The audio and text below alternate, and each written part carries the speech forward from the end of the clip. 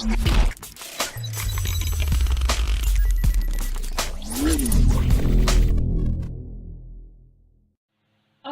علیکم ویورز. نن به موږ ستاسو وړاندې چاټ مساله تیارو. چاټ مساله د هر کور ضرورت دی او روژې میاشتې کې خو د دې استعمال ډیر زیات شي.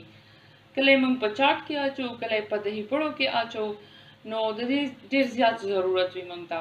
نو چاټ مساله بازار کې هم پیدا کېدای شي، خو چې کله موږ په کور کې جوړو نو بیا موږ ته پته وي چې موږ ته څومره زیات مقدار کې د مرچکو ضرورت دی او څومره د بل شي ضرورت دی. نو چې کوم شی موږ ته نقصان راکوي هغه بیا موږ مقدار پکې کم کو یا دې وباسو، نو په دې وجه کور کې جوړول زیات ښه دي. نو راځئ چې موږ تاسو ته وښیو چې چاټ مسالې جوړولو کې کم کم شیزونه موږ ته ضرورت دی. نو دلته تقریبا 8 چمچې موږ دنیا راواخسته، اوچکړې دنیا او تقریبا 15-16 کشغې زیره، توره مالګه، 8 دانې سره مرچ، ادرک پاوډر، سونف او سپیرکۍ، تور مرچ او یو دانه الایچي، هینګ پاوډر او املی پاوډر، اوچکړې دنیا پاڼې او امچور پاوډر.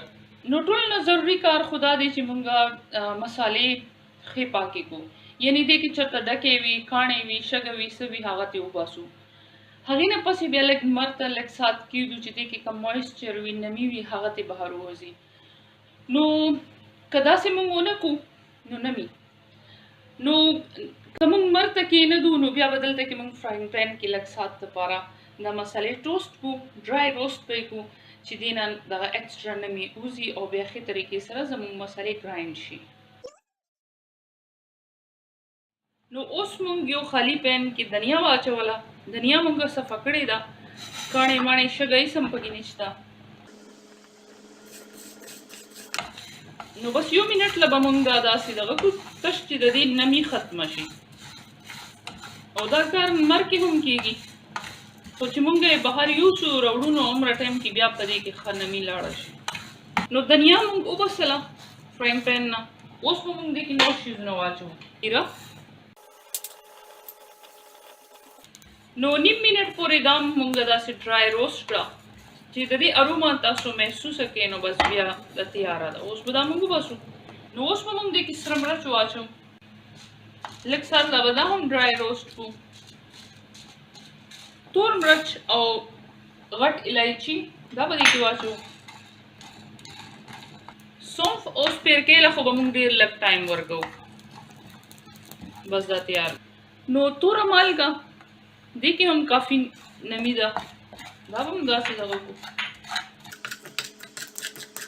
نو اوس زموږ چولې فلیم آف دی او دې کې مونږ دا شنه دنیا چې کومه مونږه وچه کړې ده او پودینه، د دې پاڼې به هم لږ سات داسې دغه کړو. دا تش ګرم لوښي کې مونږ اخوا دېخوا کوو چې د دې مویسچر ختم شي. نو تاسو ته ښکاري چې دا هر څه مونږه ډرای روسټ کړل او دا یو څو شیزونه پاتې دي چې کوم مونږ نه دي پکې اچولي. نو دا به هم مونږه مکسر کې همدې سره واچو، یو ځای به دا مونږ ګرایند کو، دې نه به مونږ یو فاین پاوډر جوړ کو. نو اوس به دا مونږه ګرایندر کې واچو.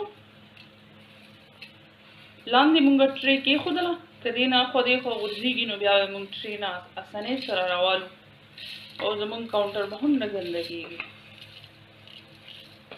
نو که تاسو ډېر زیات سینسټیو یې بیا پکار دی چې په دې سات باندې ماسک واچوئ، ځکه چې تاسو ته سنیزینګ کېدای شي دې نه. اوس به دا نورې مسالې هم پکې واچو، هینګ پاوډر او املی پاوډر، امچور پاوډر، ادرک پاوډر. نو که تاسو غواړئ املی پر ځای اناردانه هم استعمالولی شئ. نو اوس به د هر څه مونږ ګرایند کو یو سات له. نو زمونږ ډېره زیاته مزیداره چاټ مساله تیاره ده. که تاسو غواړئ نو لږ نوره هم دې له یو دوه ځلې ګرایند کې نو ډېر زیات فاین پاوډر به جوړ شي. ما ته خو همداسې صحیح ښکاري. دې کې ما یو چمچ چینی او یو چمچ سپینه مالګه نه ده اچولې. هغې وجه دا ده چې دلته ډېره زیاته نمي ده زمونږ ځای کې. نو که مونږ دې کې دا شیزونه واچوو نو بیا به زمونږ چاټ مساله اوبه راپرېږدي. نو موږ نه غواړو چې زموږ چاټ مساله ضایع شي، نو چې اوبه را پرېږدي بیا فنګس وشي پکې او خرابه به شي. نو چې کله هم تاسو استعمالوئ نو تاسو به دې خبرې خیال ساتئ چې دې کې مالګه نشته، او چینی هم که ستاسو خوښه وي نو لږه چینی بیا چاټ کې یا څه کې به اچوئ، نو هغې سره به دا بالکل پرفیکټ بیلنس شي. نو تاسو کتلی شئ چې زموږ چاټ مساله څومره ښکلې تیاره شوې ده، د دې کلر وګورئ او د دې نوره ټیکسچر وګورئ څومره مزدار دی. نو ذایقې لحاظ سره هم دا ډېر زیات مزدار چاټ مساله موږ تیاره کړې ده. اکثر خلک پکې سپیرکۍ نه اچوي، سونف هم پکې نه اچوي، نو شنې دنې وچې کړې پاڼې او د همدغه شانتې پودینې پاڼې دا پکې نه اچوي، نو دا زموږ صحت لپاره ډېر زیات ښه وي، دا هضمې کې موږ له فایده راکوي او دې نه علاوه د دې یو خپله ډېره زیاته مزداره ذایقه وي، نو هغه موږ ولې مس کړو. نو په دې وجه موږ له پکار دی چې موږ لږه خواري وکړو او دا شیزونه تیار کړو او دې کې واچوو، نو زموږ چاټ مساله به د هر چا نه زیاته ښکلې جوړه شي. نو دلته موږ یو ایر ټایټ جار راواخیستلو، دا بالکل صفا دی او وچ دی، نو دې کې به اوس موږ خپله مساله ټرانسفر کړو. نو تاسو هم په دې طریقه باندې چاټ مساله تیارولی شئ، اوس نه یې ځان له تیاره کې، نو بیا به که خیري روژې کې ستاسو کار اسان وي، چاټ مساله به ستاسو کور کې موجوده وي، بازار نه راوړلو ضرورت به هم نه وي. او دا چاټ مساله ډیره زیاته اکنامیکل هم ده، ځکه چې دا موږ چې کوم شیزونه تیاره کړې ده نو دا سیم کور کې موجود وي او دې نه علاوه دا کافي ارزان هم شوي وي چې موږ یو شی اخلو.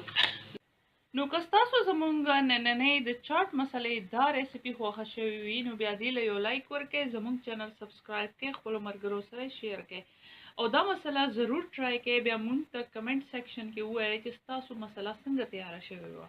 ویډیو کتلو دپاره ستاسو ډېره مننه، خپل ډېر خیال ساتئ. الله په امان. السلام علیکم.